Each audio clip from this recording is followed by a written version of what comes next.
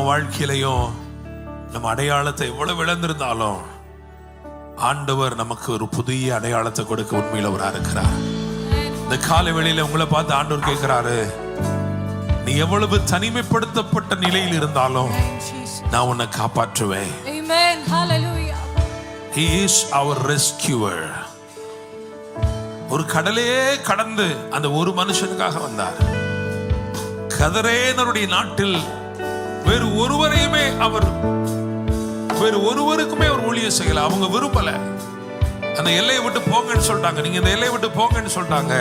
அவர் ஊழியம் செய்த ஒரே ஒரு நபர் அந்த மனுஷன் மட்டும்தான்.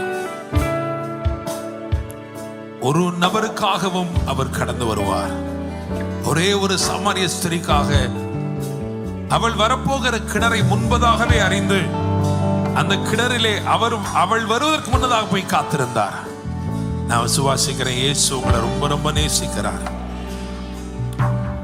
உங்க வாழ்க்கையில் அற்புதம் செய்ய விரும்புகிறார்.